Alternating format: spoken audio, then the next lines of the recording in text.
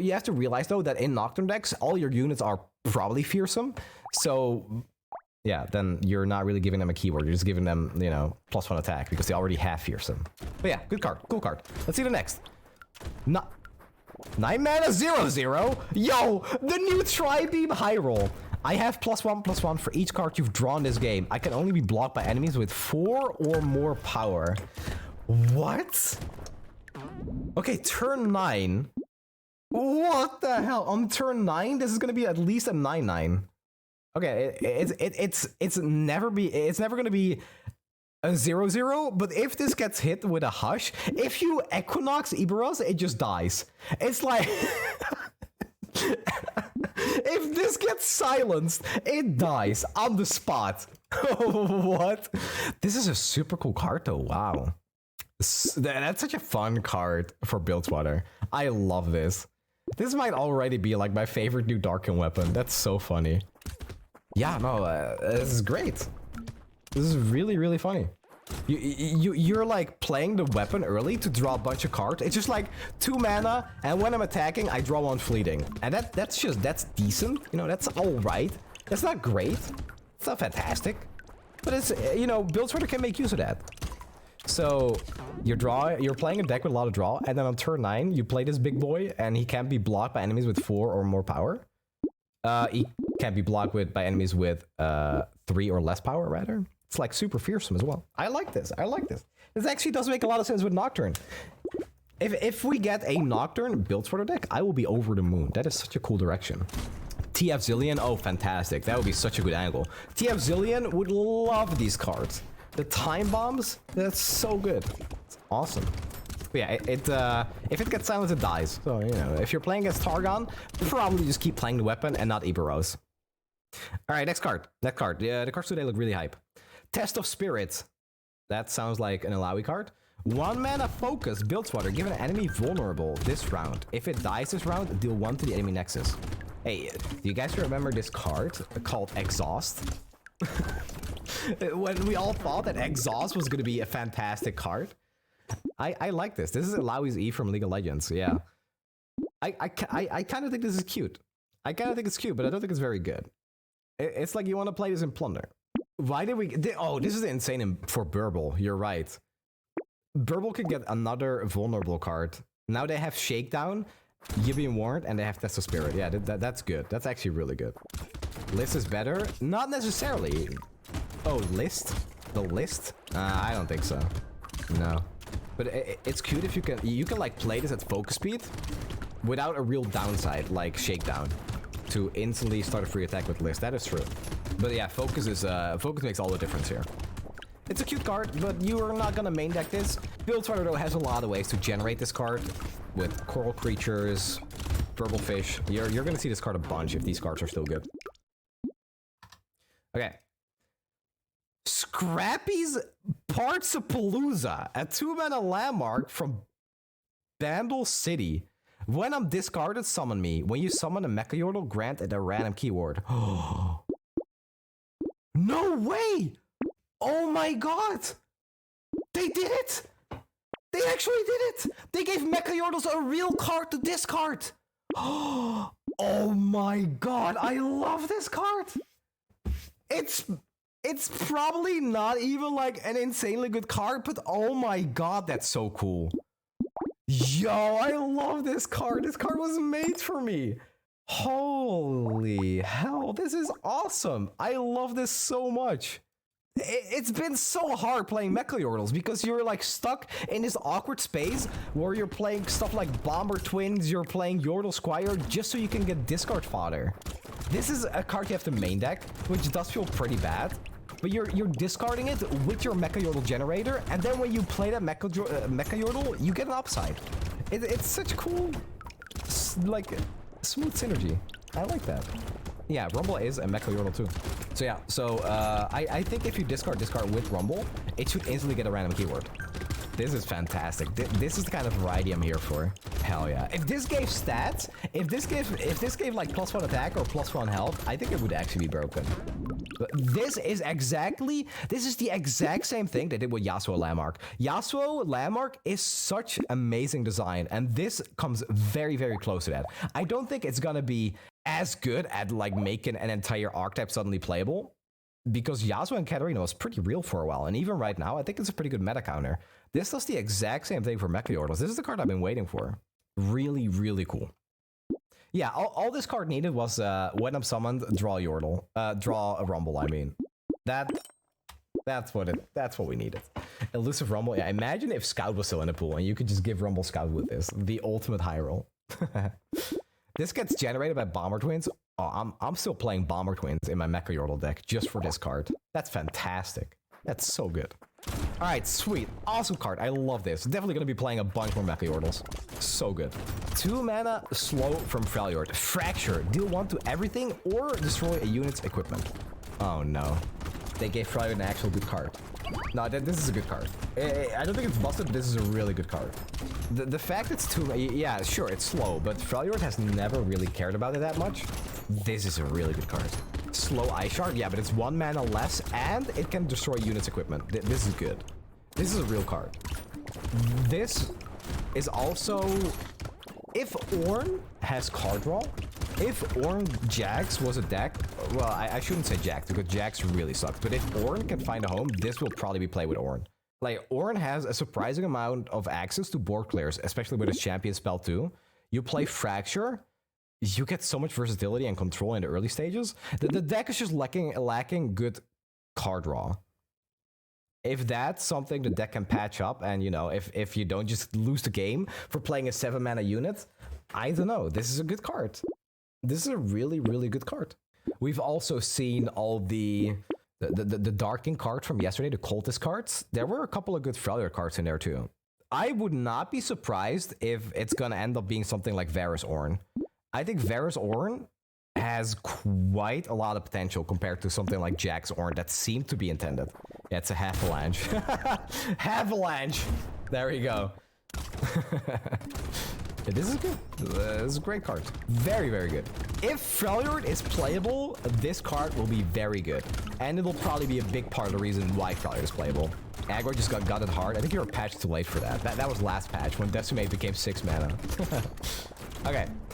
Warden of the Tribes, 9 mana Freljord. Oh boy, I don't even have to look at it, right? When I'm summoned, grant allies +1/+1 for each different subtype you've summoned this game. What the hell is this? What is this? What is this thing? What are you? What? Every different subtype you've summoned this game. I like this card. It's really funny, but it's so freaking bad, dude. What? Okay, so we have Elnok, Yeti, Poro, I guess Cultist. Does Cultist count as a subtype? I guess it does. In Freljord. What's the Freljord Cultist? I actually don't know if we have them. Mecha. I mean, we don't have those in Freljord. Oh, we have Weapon Master in Freljord. Yeah, that's true. Nars Yord. Yeah, we have Yordles. True. That's like 5 already. The Archer? Oh, the Archer. Right. The Archer. Yeah, I forgot the new one. The one from yesterday. Yeah, that's 6. Right. So that's 6. Grant allies +6/+6 for each different... Well, just grant allies +6/+6. Does it give itself stats? If it gives itself stats, I can like, you know, see me building a meme deck around it, but sure. It gives itself? Okay, that's pretty cool. That's cool. So if we're getting the Freljord weapon, we might also have Darkin. That would be 7. Timelines? Oh yeah, Timelines is pretty funny with this too. That's hilarious actually. Just play Zoo Freljord. Alright, let's see. I am very curious about... Oh, there's one more card. Okay, hold on. There's one more card. Before we look at the full art for that one. Twilight Protector. Daybreak. Give Daybreak allies +1/+1 this round. Nightfall. Grant Nightfall allies +1/+0. A 2 mana 2/2 from Targon. Wow. That is a really, really cool card. It's Grant. It's Grant for Nightfall and Gift for Daybreak. I actually really like this card. I think this is a good card. Wait, imagine having Ravoon. You can do both. You can give your board +2/+1. It's like a mini winding light, kind of. When you play this as Daybreak, it gets +3/+3. Why? Oh, because this itself is a Daybreak. Oh, does that work? Yeah, it gives itself. This will come down as a 3/3. Yeah, you're right. Huh. I mean, that actually makes sense because that's what Daybreak has been doing already, right? It's like the Solari Soldier. This has Daybreak, so this is a Daybreak ally. Leona Diana looking real hot right now with this card. That's super cool. This is such slick design. I love this. Man, these cards today are bangers. Every single one of them. Straight banger cards. Does it seem strong? It's the flexibility though. Listen, this goes into decks that have not been super good. But if those decks were good, they will now be better with this card. And it might even make them good enough to, you know, kind of bring them up to par with a lot of other stuff. This is a card that will help for that. For sure. Yeah. You know, the deck's called Celestians. I know. it's a good name for it. Yeah. Diana Leona is a cool deck. All right, let's look at the full card. All right, who's ready for some nightmares? That's the only thing this thing can do, right? What the hell is that? What is going on in this art? Why? What? That's so freaking why does it have a face like this with this type of body? And why are all the poros happy? Oh, what? I'm disturbed. I am deeply disturbed. It's a Yeti Dragon Poro? Oh my god. Why though? Riot did not have to do this. Riot did not have to make a card with a cool effect like this and then give it this type of art. Okay, listen, I can't make content around this card. I can't upload this to YouTube. I upload a deck with this card to YouTube. I put this as a thumbnail, I get demonetized. I'm not doing it. I know what you're onto, Riot. I know you're trying to scam your content creators, but I'm not falling for it. I'm not putting this on a thumbnail. I'm not. I'm probably gonna ask my editor to blur the face whenever I play this card. At least it's 9 mana too, right? Alright, chat, what's your favorite card? What's your favorite card so far? I don't know what mine is. I think honestly mine is a Darkin. I just love these weapons so freaking much. This is such awesome design. I am so happy with these weapons. Really can't wait to see the remaining regions. Test of Spirit is probably the least exciting one. Yeah, this one doesn't excite me at all. This one, loving it for Mecha Yordles. Can't wait to play Rumble again. This one is also pretty unexcited, but the power level seems to be very high. If this wasn't in Freljord, it would be like the best card in the game, but it's Freljord, so it's not really that good. It's still a cool card, and will make Freljord a little bit better. Yeah, this card, the Warden. This is a card. This is a card that they probably made bad to not give people nightmares from seeing it too often. I get that. And Twilight Protector, I love this card. The Dark and Full Art, I think we've seen it though. It's like on a bunch of different official artworks from Riot, but sure. Darken do be cool. Yeah. Sweet art. The Darken design has been fantastic this entire set. I really like how thematic they made every Darken for their region too. You could tell by looking at it, yeah. This is the build for the Darken. Even from looking at Razi, you can tell, yeah, this is the Targon Darken. I think they do a fantastic job with it. This is me when I'm watching a movie and I'm crunching on some popcorn and one of the popcorns falls under the couch. This is me trying to reach for that popcorn here. That's the popcorn trying to get away from my grubby hands. I can't wait for tomorrow to see the supporting cards for the new champion. We've seen some leaks for Vayne, so we might be seeing some Vayne support cards. I have no idea if Vayne's a Runeterra champion. It's Demacian. He is Demacian, but I don't know if that's the direction Runeterra is gonna go. And it's pretty heavily teased that we might be seeing Seraphine too. So I'm gonna guess we're gonna see either some Piltover, some Demacia, or some Runeterra cards. We'll find out tomorrow.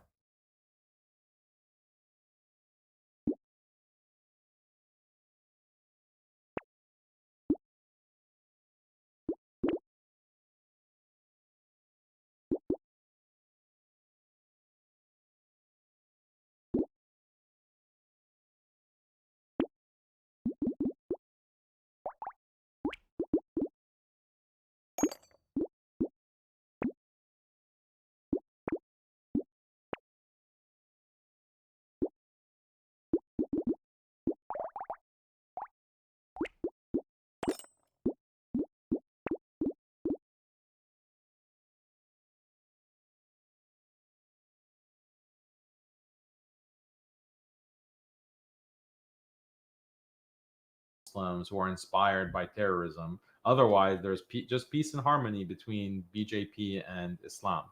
So, I mean, this is a tactic that we have to be aware of. But this is the thing. I mean, if you look back at the timeline, I mean, I think it was, September 17. There was a Hindu march here in Leicester, and they were shouting Sri Ram, which, as far as I know, is actually a religious invocation. It's nothing to do with politics. But what they've done is they've usurped this quite, innocent religious invocation, and they've usurped it for political purposes. And they make it now the Hindutva nationalist war cry, pretty much. Now, there was that event. Then in May, we had a Muslim teenager in Leicester that was hospitalised after an unprovoked attack, again on record. So this is not stuff that I'm saying from hearsay. In August, there was, as you know, the documentation around the cricket match, or the supposed cricket match that kicked all this off. Yet we have a history way before this. And the cricket match, what happened was they essentially were chanting, death to Pakistan. And what happened there? A Sikh fellow was actually, not even a Muslim. It's like these people can't even tell the difference between whether it's a Sikh or a Muslim.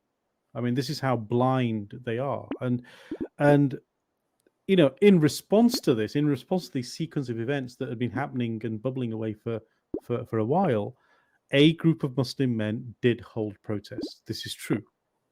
And this again was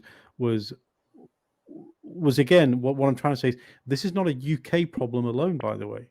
And these events, these issues are happening around the globe. So you're going to come in with Hashim.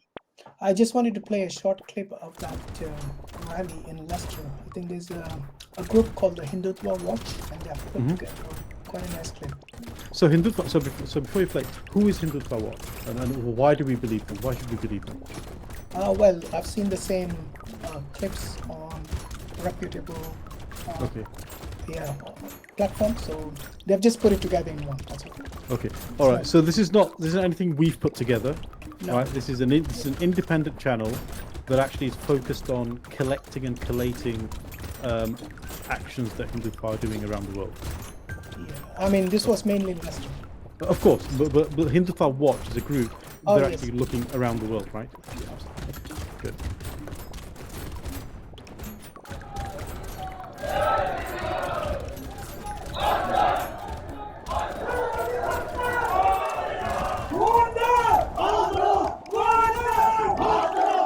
So this is a majority Muslim area where they have the rally.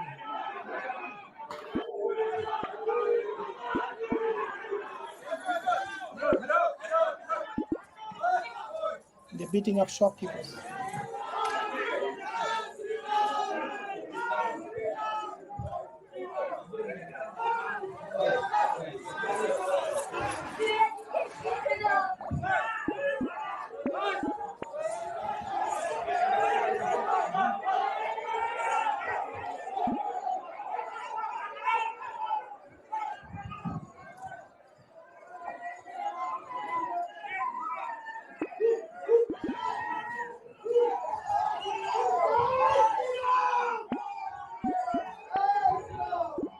This is for the guys from outside Leicester who said this is just a small minority of Hindutva experience. There's just a small minority who have this hate ideology against Muslims and minorities. This is a small minority. Look what's happening. Nothing's edited. You can see exactly what's happening. They're coming here trying to come for the Muslims. And then they play victim afterwards online. All of them mask. Nobody's doing nothing. All of them mask. All of them mask. Yeah, go on. Come here. Come on. Come on, you got a weapon in his hand and you're allowing it. Man got a weapon and you're allowing it. Man got it's on camera. You're allowing it. Look. Policeman's allowing the weapon. You've got a weapon. You're allowing it. Look at this guy right now. There you go. Yeah, and it. Wow, this is what the police officer in the head. This is what the Hindu mobs are throwing. The Hindu mobs are throwing guns in our direction. What do you see from the Muslim community so far in terms of the program, etc.? A lot of those seem peaceful, yeah? anything else? That's all. Okay. Right. So yeah. So, things on just for the context for those watching, this happened at around the same time that the funeral for the Queen here in the UK was happening, and there is a strong indication that while the entirety of the police force was focused on managing and supporting the funeral events in London, this was planned to happen at a time that the police force was at their weakest. So there is no doubt that this was a very well planned and well executed event. It is not something that happened, overnight that some, boys got together to be naughty, which is what I've seen one commentator. 300 people coming together in a rally. Exactly. Exactly. So this is not noise or boys being boys here. This is a planned, active attack, essentially against a community that was not. But what are they? I wanted to ask. Yeah, sorry. Sorry. Yeah, I wanted to ask as well because, if they were just protesting or just like walking and shouting Hindu slogans in a Muslim area, were they actually attacking Muslims? I know that there were some attacks against Muslim shopkeepers, but what was actually like? Is there more to it than just like one attack? Like, is it just intimidation? Like, what are they actually doing? Because there are different groups are having marches all the time, even in the U.S. Our big cities, there are, every weekend, basically Saturday and Sunday, there is some kind of march for an event, and some of them are very politically, controversial. But the march happens, and then it's done, and then people move on with their lives. So what makes this Hindu march different? So normally when there's a protest or a march of this nature, where you got like 300 people coming together, they need permission from the local authorities. So number one, they did not have any permission. They just went about on the day of the funeral. Sorry, not the funeral. I think it was the lay-in for the Queen. So all the police were pretty much busy with that event, and so they planned this, and it was to provoke the Muslims. So going about in a Muslim area, going near the masjids, shouting slogans, Hindu slogans, trying to intimidate the locals with a group like that. There was something like, if I remember from one of the reports, something like a handful of police at that time. Because remember, this was unplanned. So anything could have gone wrong, Plus they were carrying weapons. And they were, as you saw in the video, they were also hitting local shopkeepers in certain incidents, throwing bottles, beer bottles and glass bottles. There was a report of some 26 or 27 police officers injured. So it wasn't just a small mayhem that was created. And this was like unplanned. It was planned from their side, unplanned in the sense that the local authorities were not informed of it. I mean, if they can do this at a short notice, can you imagine what they can do in future? So there's definitely an agenda to provoke and to intimidate. And also during the time when the cricket match was won by India, they started saying Murdabad Pakistan, back to Pakistan. So slogans like that. So it's definitely there's an agenda, Yeah, so the closest analogy I can say here, Daniel, is there was if you look at the history in the UK, there was another previous escalation of this type by white nationalists in 2000 in the north of England. This happened in the district of Oldham in Manchester, and then there were riots were held, and this was quite a violent incident. And at that time, there were reports. I mean, again, there were reports of heavy-handedness by the police, even though they knew this was going to happen, etc., etc. So I mean, countries that I've heard. Again, I'm not involved in any of this. I'm just listening to what the people are saying. And neither is Brother Hashim, by the way. We're not involved in any of this. We're just simply looking on as onlookers, as is Brother Daniel here as well. what we're observing is that they want to actually create a divide where there is no divide. So for the Leicester community, let me just sort of take that as an example. So the Leicester community is a community of Hindus and Muslims that have been working together hand in glove for the last 50 years.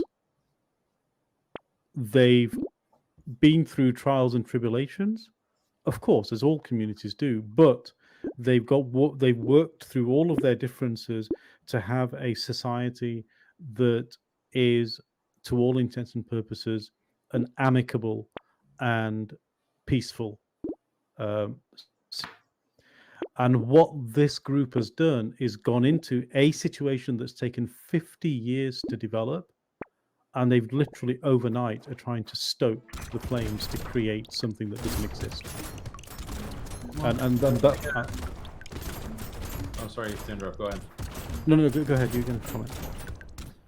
So, like, if this is like understood to be their intent, then I think that just the Muslim community needs to be a little bit strategic in the response.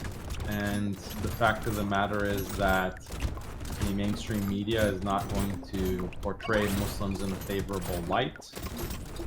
Their, optics are very important. How is the Muslim community going to be portrayed? So I think there needs to be more of a strategic response. Sometimes if the opposition is trying to provoke you, don't be provoked. That's, you of course. Play chess instead of checkers on the situation. Yeah. So I'm not like passing any judgment on what has already transpired, but in moving forward, I think there needs to be, and I'm not in the community, so I don't really know the reality on the ground. I'm only speaking in the most general terms that whenever there is a kind of crisis or provocation, then it suits the Muslims best to think very strategically and anticipate not only the response of the opposition, but the response of the media, the response of people on the fence who are not committed to either side. There has to be more planning and strategic thinking for a communal response rather than, okay, they're on the street, so we're going to get on the street. Yeah. Exactly. No, we agree. I mean, again, I think wise words. Theism never succeeded and never will, and we don't, sort of advocate that at all. Look, and again, let's just go back to the situation. Yes, India itself has a long history, and for the longest time, India really sort of lived quite peacefully with all of its, magisteria of different ethnic minorities and majorities and religions and so on, and it coexisted with them. And in fact, this is one of the strengths of India, as I remember over the last sort of 20-30 years, was the fact that it did actually celebrate its diversity. And what's happening now, as far as we can gather, is this is an aberration to that historical fight that Gandhi himself fought for. And if you look back in history, the individual that assassinated Mahatma Gandhi was actually from the RSS. Yeah. He was actually related to this right-wing ideological group, and they actually claim that, almost celebrate it to some extent. So I think we can appreciate, for those that don't know, exactly where this particular sentiment is coming from. If somebody like Mahatma Gandhi is lauded at the same level as somebody like that fought the apartheid with Mandela, for instance, in South Africa, this isn't that kind of caliber of individual, then this is the group that assassinated them. Well, Gandhi is known as the father of the nation. Right. He's hated by the RSS. In fact, they blame him for the partition of both Pakistan and Bangladesh. So they said that it's a good thing that Natharan Godse killed him, and they all have no issue saying that whatsoever. They say it with pride. It was a good thing they killed him. And they celebrated when he was released. The garland, exactly. just like they do with others, who people will think that they are antisocial and so on. Like recently in Gujarat, there were 11 rapists someone who raped a Muslim woman, and they got released just because they had what do you say, good conduct in the jail. So Yes, I remember that. released, then you can imagine where the judicial system is going. Yeah, exactly. And it's worth, I mean, for me, I think it's worth pointing that out, that look, even amongst the majority of the Hindu nationals that are, um, it's an aberration. So, and what we're seeing is what I think what nationalistic sort of extreme politics is, which is once they get the mantle of power, they're essentially controlling all of the channels, all of the news feeds, all of the social media to actually weave a very particular story. And we know how that works because we have other examples around the globe that do this. Like you said, we don't have any issues with the Hindus who No, practice a religion, go about, rather than saying that all of India is for Hindus only and so on. This is more of an awareness for people as to the dangers for the minorities, and not only in India, like it's been exported to the West now, where we reside and where we live. And so this is something which really concerns us now.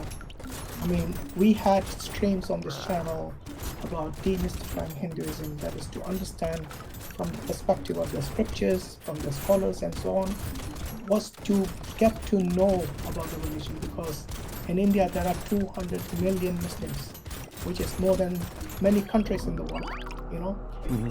Some say it's the second largest population of Muslims after Indonesia. So as Muslims, because we live side by side in India, many of the Muslims who live side by side, I mean, it's obviously concerning when their rights are being infringed, and when they have been lynched, when they can't even do the Eid al-Adha properly, without